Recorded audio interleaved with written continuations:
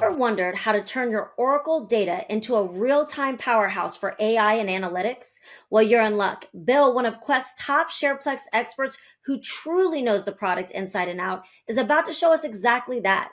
His step by step approach makes even the trickiest concepts straightforward and easy to grasp. This isn't just about managing data, it's about building smarter pipelines that fuel AI driven innovation.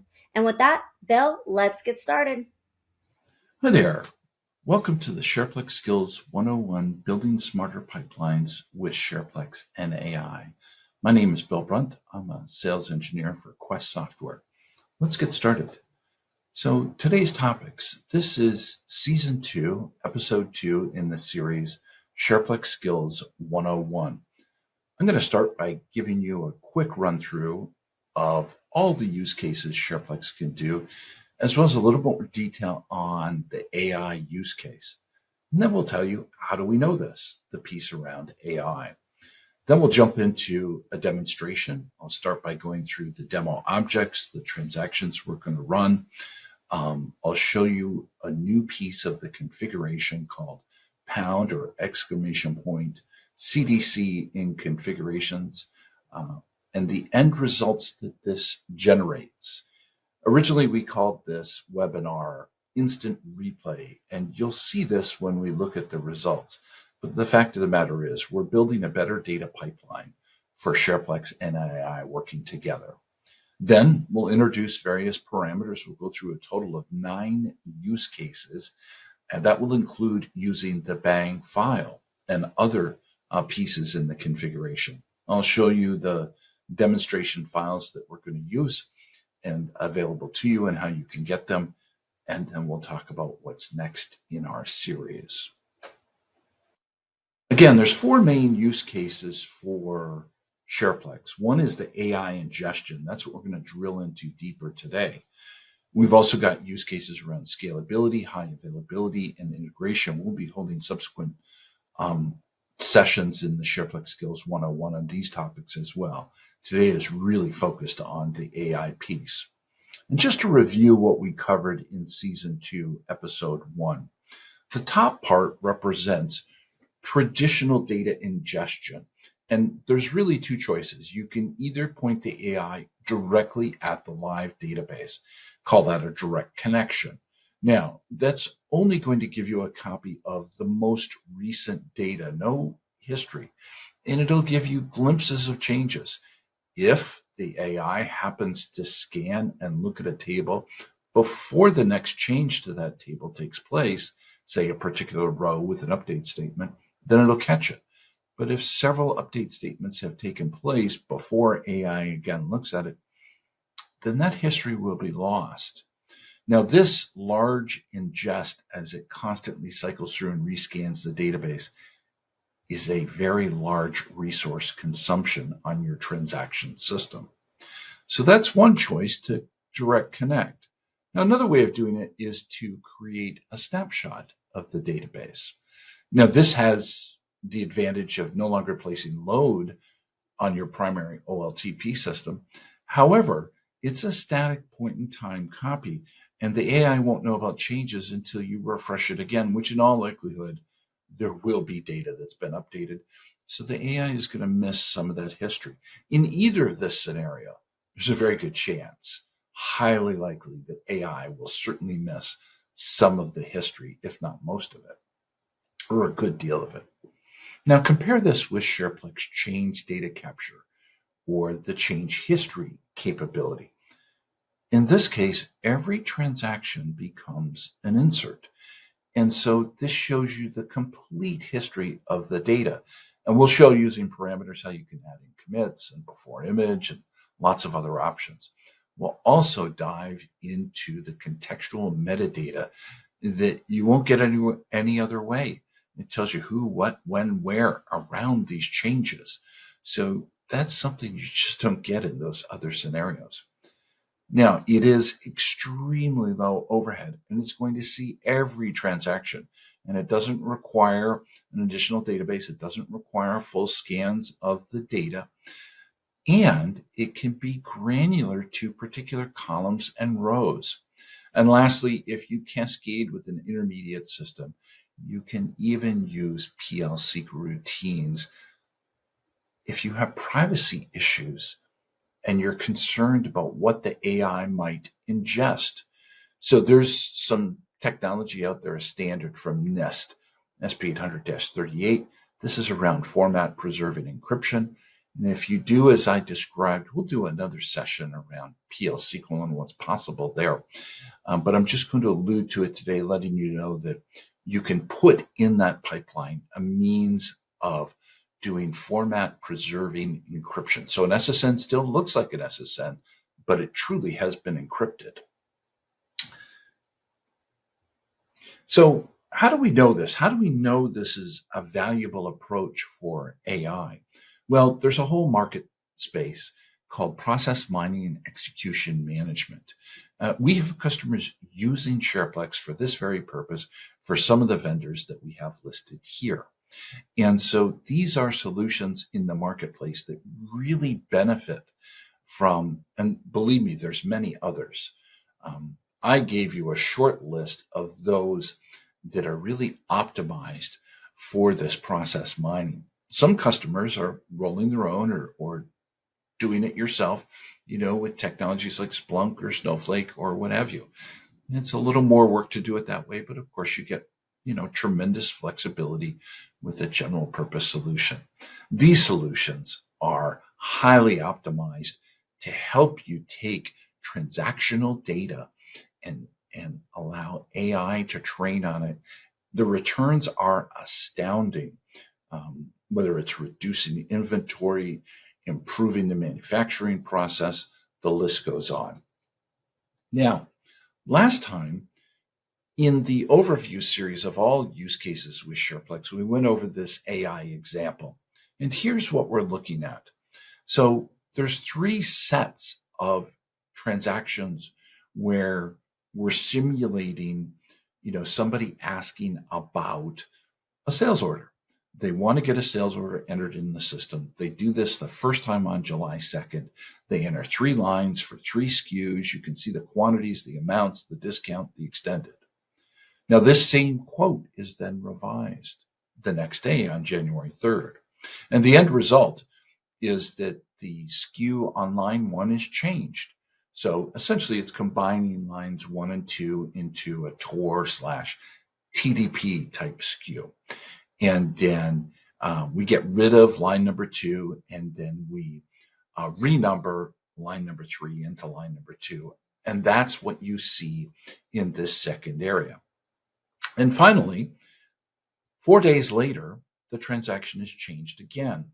We assume in discussions between an account manager and a customer, someone has said, you know what, I don't need this TFM. I'm just going to go for this TOR TDP and make it quantity 20. Now, there's many ways these transactions could be done. This is not meant to, simulate an optimized OLTP system, but rather just get the data changed. And you'll see how the change history works using Shareplex.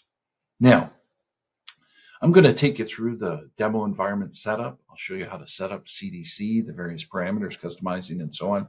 You can just email me for a copy of the demonstration files that we're going to be using today.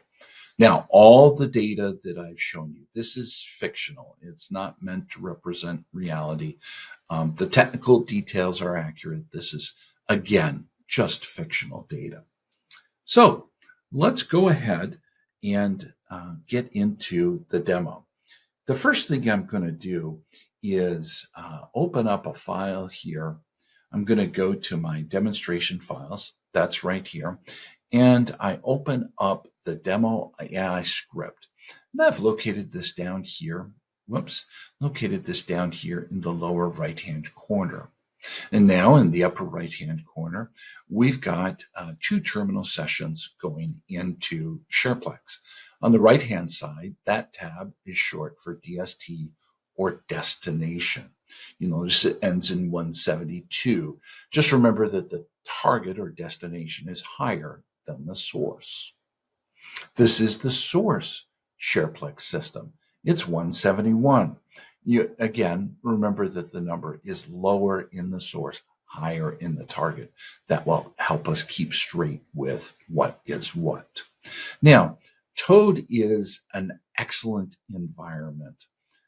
I've been using it for years, really like it, and makes working with SQL a whole lot easier. So I'm going to be running a lot of these transactions from within Toad. So let's get the demonstration files open. I go ahead and I do this, and I can just highlight all 5 of the files that I'm going to be using. And I'm going to keep each file in its own tab as opposed to splitting up the objects within a given file. So I'm just going to say no to this, and I'll say no to this, and no to this. It's prompting me each time one of the scripts has more than a single item in it. So let's go through what we have. So the first thing we're going to do is drop and recreate the objects that are used in this demonstration. This script creates a user called AI, and then it conditionally drops a table, cascading it, and then it recreates this table. And we see that this is the table that we're actually going to be working with. This other part is just to create a user called demo AI to work in an isolated area. You could tailor this to a different user. You'll need to tailor it in the different parts that I'm about to show you. You'll notice that we're connecting, in this case, to the source database. We can tell this because the connection string ends in S for source.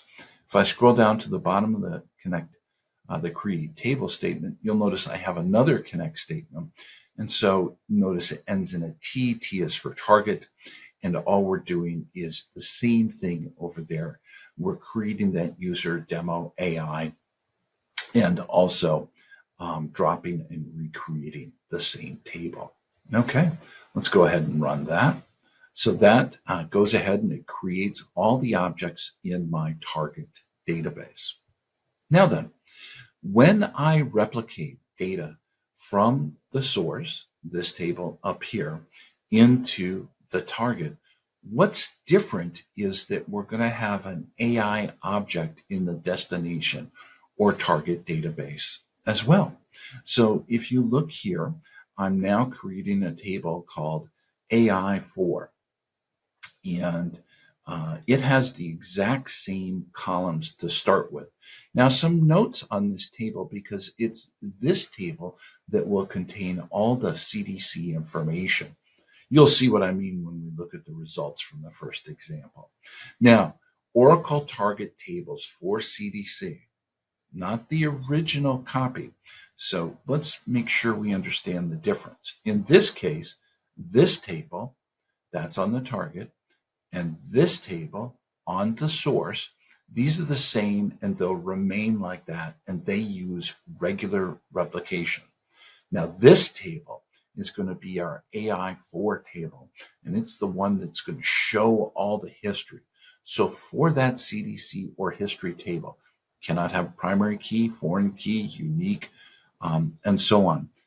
Look at the administrator guide for version 12, page 163 for more details. Make sure you read and understand this part so that object is created correctly. Now, I had mentioned metadata. In other words, the ability to tell who, what, when, and where beyond what the database is telling you. And so there is a script.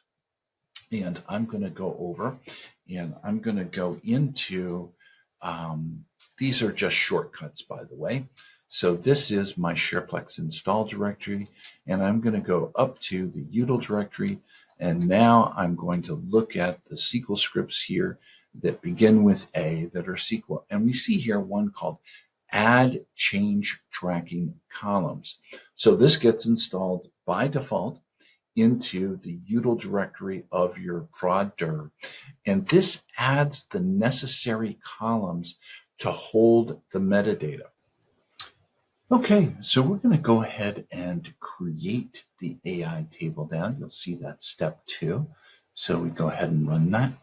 Now, this script here is actually just a slightly changed version of what I have on my target system.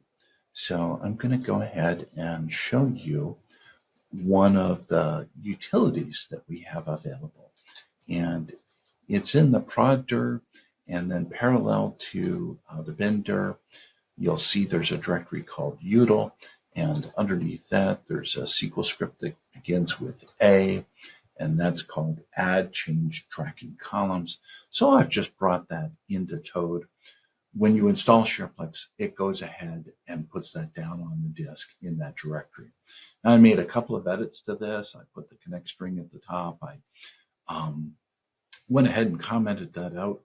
And then down the bottom here, I've changed these from variables into the objects or into the table name for the AI table. So go ahead and run that. And there we go. So at this point, what we have are a table, and we'll take a look at this through the schema browser.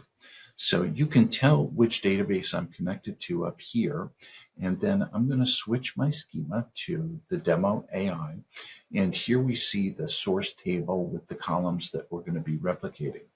Now, in my schema chain browser, if I change my connection to the target, again, change to the demo AI schema, we see here we have two tables. So we're going to be replicating the data exactly as it exists. So inserts, updates, and deletes will be applying to this table. And then over here on the target as well, we have this other table, which ends with underscore AI4, and you can see it has these columns. Okay, let's get started with some replication. Now, these scripts and all these demos, they were designed to be run over and over again. So now that I'm all set up and I've run my objects, let's go on to the next part of the demo. This first part was just setting up the screen like we did. So we'll go to part number 2. And in this piece, what we're going to be showing is just some very basic replication where we actually put data. In fact, I've done some of this already because I created the objects on both the source and the target, created the demo AI objects. I added the metadata columns, and I'm going to go ahead now and activate a config file on the source called demo AI1. Now, before I do that, I'm going to do a little cleanup. And this cleanup allows you to run the script over and over again. So it's 3 steps. And we'll cover the aliases, but this is just running Aura SP. When I say we'll cover, we're going to be doing a tips and tools and tips and tricks session, showing shortcuts and so on. And so SP clean clears things out for me. And the next thing I do, well, first I need to shut down Shareplex. So it's actually SP down, it's already down. And then I do a clean, and then I bring it back up. Okay, and so now we've got Shareplex running. SPC is just a shortcut to go into SP control. I'm going to list my configs, and we see nothing is active. So I'm going to go ahead and activate this demo AI config. I really should have done a verify config on that. That's always a good idea. That's a best practice, but I've activated this config quite a few times. So let's go ahead, and this is where we're at in the demonstration. And we're going to run demo transactions through this. And just so you can see that there's actually no data present, I'll change back, to my source system. I'll go to the schema demo AI. We'll look at this table, and then we can just click on data, and you can see it's empty. I'll change over. We'll just show the target as well. Again, we'll go to the demo AI schema, and then we look in this table. There's no data. And then we'll also look here, and there's no data as well. So this is basically the old "there's nothing up my sleeve" kind of thing. So I'm done with the schema browser for now. Now let's take a look at the transactions. Now these have been modeled to match what I've been showing you in the PowerPoint. And specifically, we've got a set of transactions here that are running on July 2nd. You'll notice there's a commit, and then there's a select statement immediately afterwards. That's going to show up with some results down the bottom. And when I run this script, you'll actually see those results, and we'll take a look. But then I run the ones for July 3rd and finally July 7th. And again, these mimic what's occurring, what I showed you on the PowerPoint. So let's go ahead and run that. All right, they all ran. Now you'll notice I had 3 new tabs pop up down the bottom. And these showed up because of the select statements here. So if I want to know what the data look like, there it is, July 2nd. Now, maybe if you're using a static snapshot or you're pointing the AI directly at the database, it happens to pick up this view. But you don't know when it's going to scan, and it's unlikely you're going to be able to scan the database, the full database every day. So with Shareplex, now here's how that data changed on July 2nd. And so this is the result that we're seeing. And then finally, if I go to the third grid, it represents the data from July 7th. And we're down to that single row with the quantity 20 and the changed skew. So we know these transactions took place on the source system. But what about that AI table? So here's the results script that I'm going to be running quite a few times. So it goes ahead and it pulls, from that table. It's doing it on the target. Now notice we've got all these additional columns. I'm not showing the source time because we ran all these transactions at once. And so we really do want, and I'm actually going to add a column in here because I did put the quote date in as well. Let me just verify. That's what, in fact, I called it. And sure enough, it is quote date. Oracle isn't, I don't have case sensitivity set up, so this will work just fine. Okay, let's go ahead and take a look at the results that have been replicated. So I'm going to go ahead and run this. And there we go. And I'll pull this up. I'll look at the grid and down below. And here we see it. So you can see the transactions that have run. We see here insert, insert, insert. That's the first transaction. You can actually see this in a few different ways. We have the dates, for example, for July 2nd. And we also have the same SCN as well as I believe there's some transaction IDs and so on. Yep, there they are there. You can match those up. So then we see the second transaction. This is taking place. We see the update and so on. And then we see the last transaction, which is these last 2.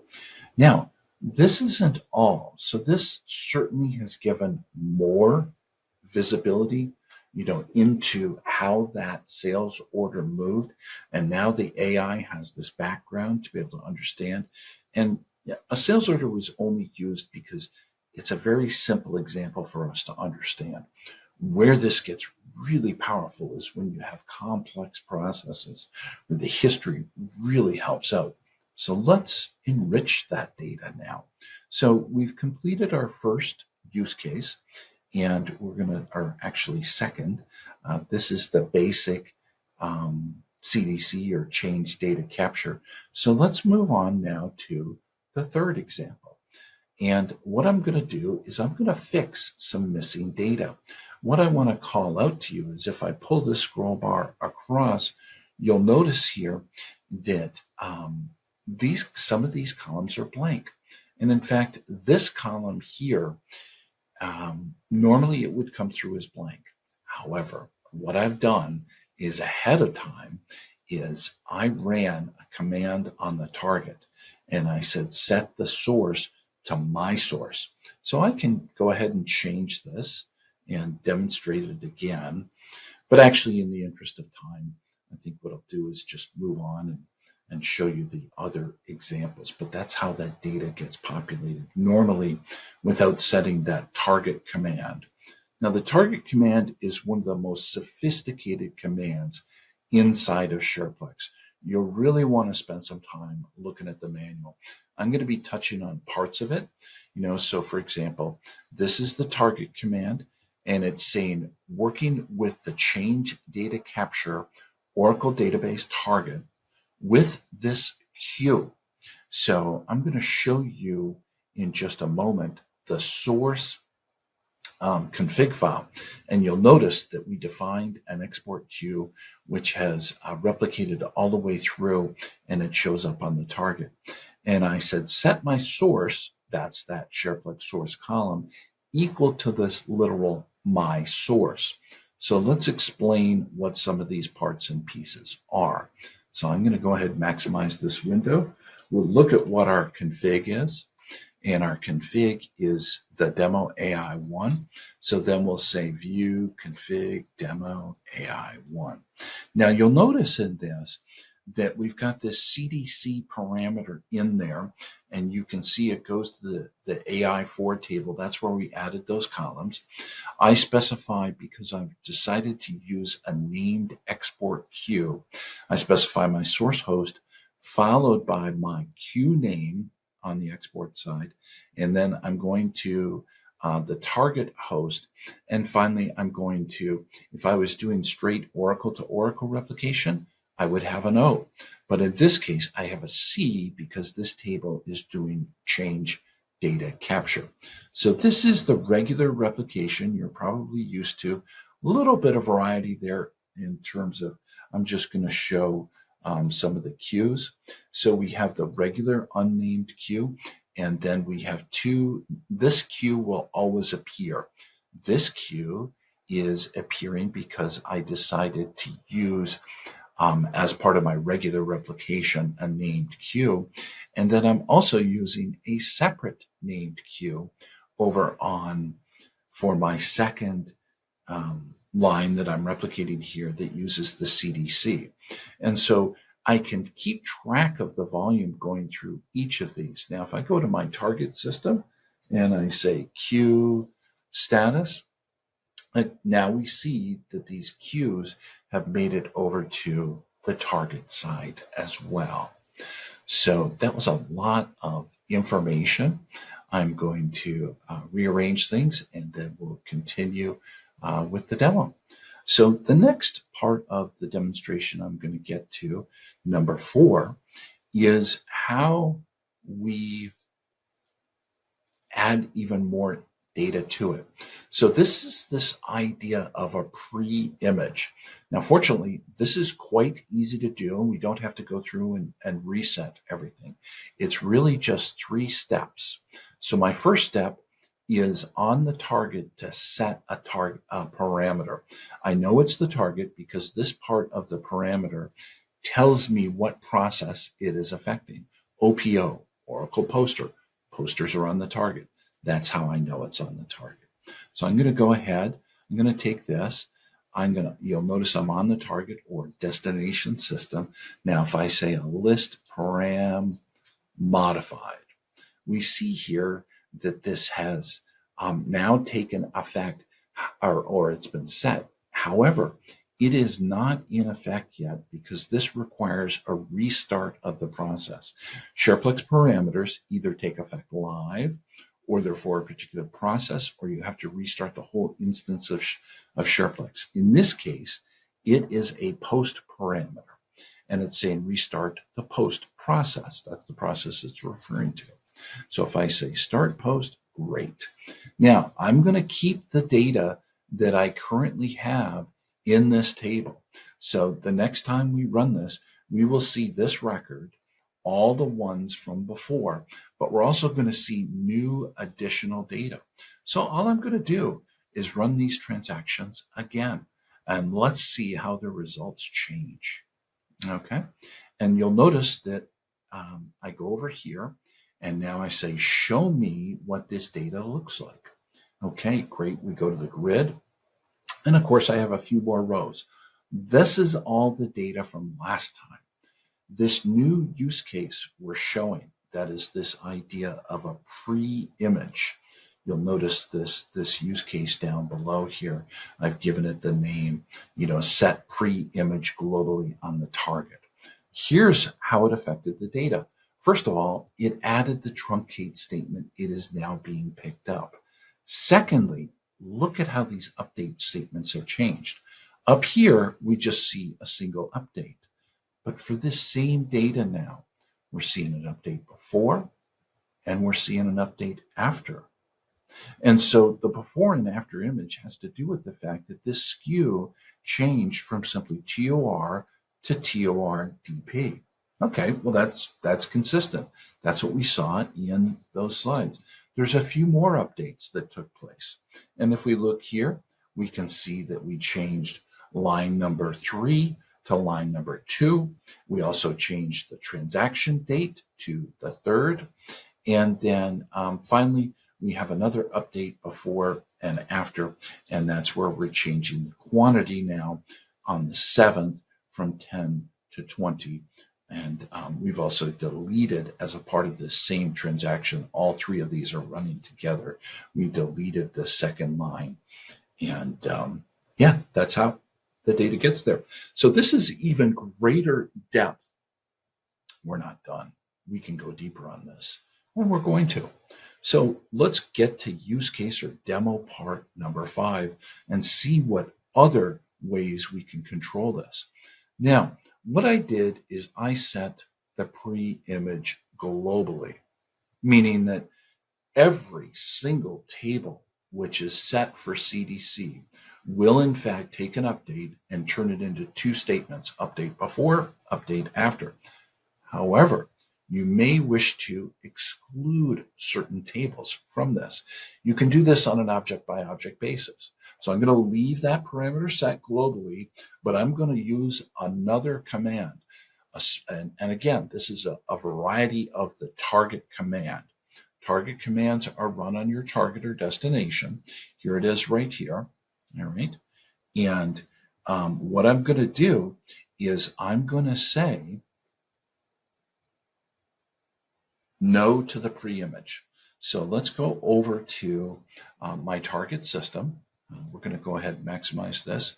We'll paste this command, and I need to make this table number 4. Be sure to adjust this. So let's go through what we're doing here. Target command, working on my change data capture coming from this database for this table, set my CDC to no on the pre-image. We go ahead and do that. We'll stop the post. We'll start the post. Great. Now, what we'll do, now remember, we only have one truncate in here currently, and let's go ahead and see what happens. So I'm going to run the transactions again. I'm not clearing out these tables. I certainly clear out the non-AI table, but the AI table remains because we're just adding to it. Remember, we only had that one truncate in there and a few rows after that. So let's go to the grid. Here we see our truncate, and then now we see a second truncate. So this is the data from the current use case that I'm showing you, and this is where we've overridden the global setting for the before image. So I scroll down here and the updates are back as expected. If I had another table that had CDC in it, it would continue to supply the before or the update before and the update after. I've only filtered it using that target command for this particular object. Okay, let's go on to the next use case. So this is going to be use case number 6. And again, you'll have these files. You'll be able to see these and just follow right along. Now, in this case, what we're going to do is we're going to filter some DML.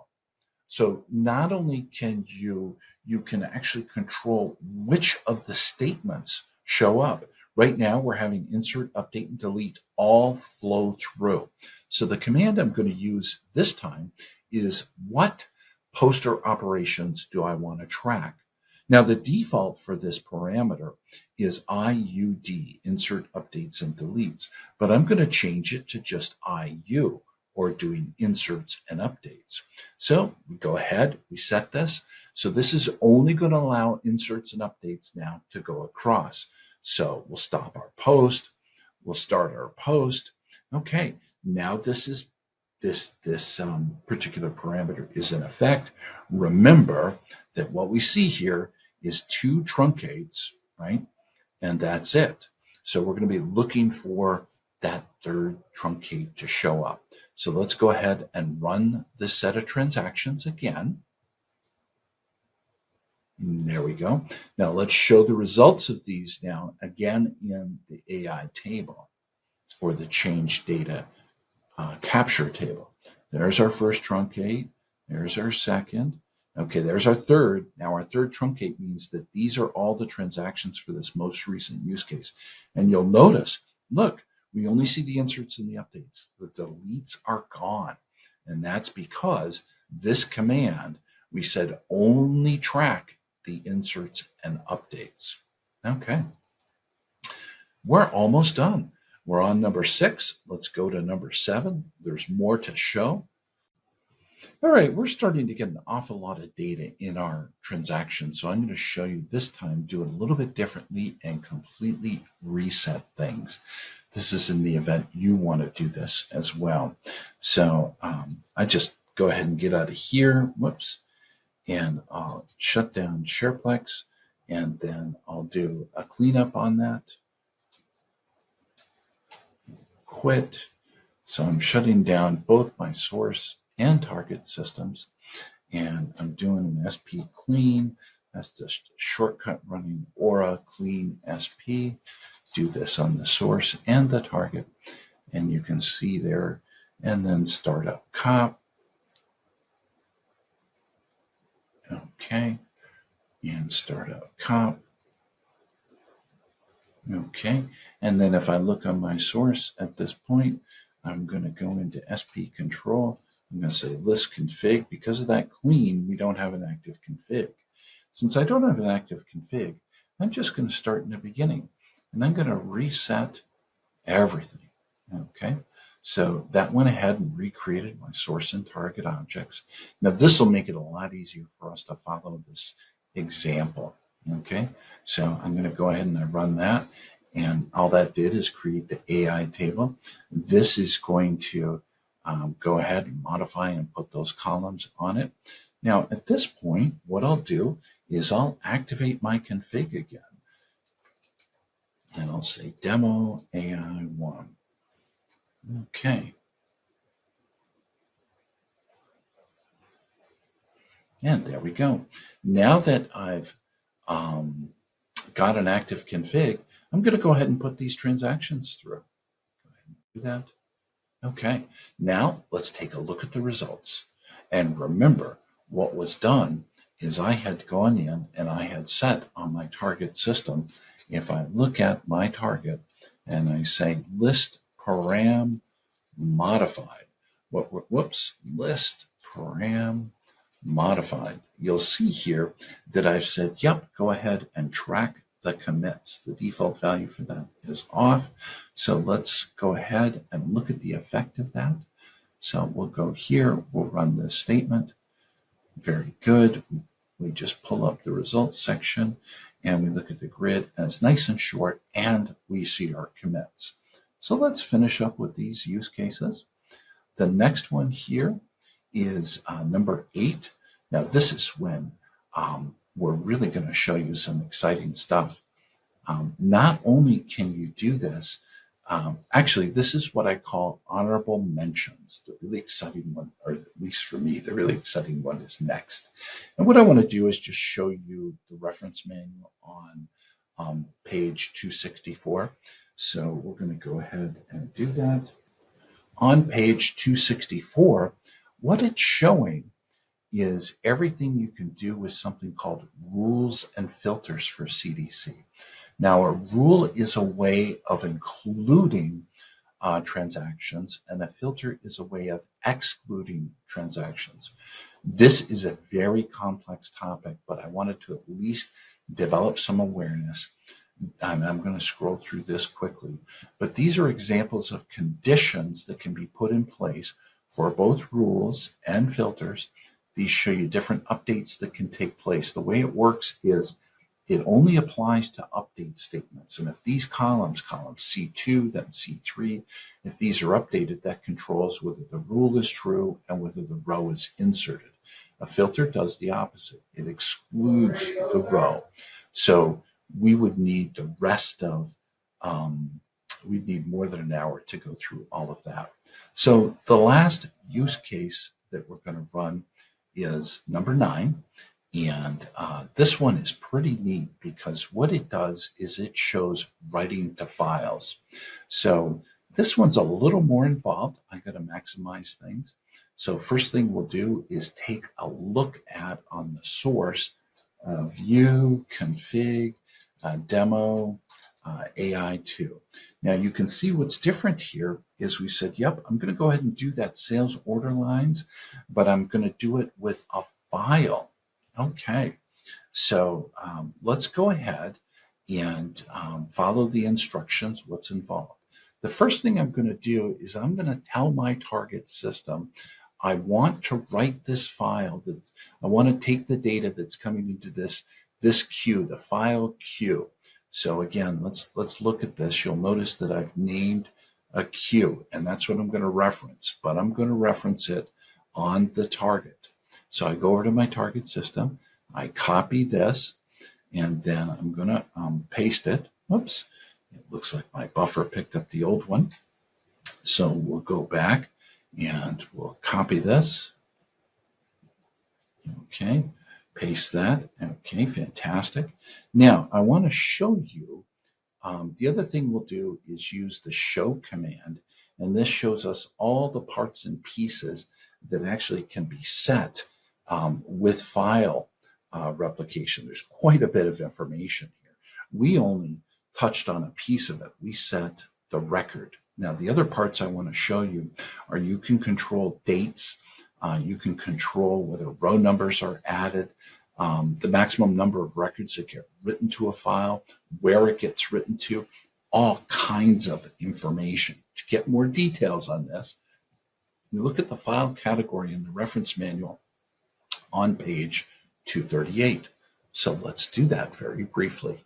Okay, and we do that, and we see here in the file category a series of commands that allow you to control where the file is written, the maximum number of records, the maximum size of the file before it switches, the maximum age of the file before it just automatically switches, and how long a given line can be. There are also, on page 39, 239 rather, additional data which talks about the format. And this is how I controlled that it was being written to SQL. We can also write to XML, JSON, or Avro. Okay, so I'm going to go ahead and go into the SP vardir on the target and show you what exists here. So I get out of here, I go to SP var, and then I go into my what's called open poster OPX directory, and we see here now that it's empty. But I'm going to activate my new config now.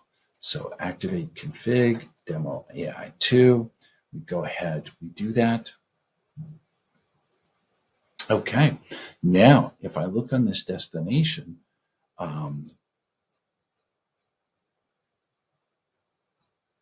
we see here this 0-byte file that's called current. Let's go ahead and run a series of transactions through this.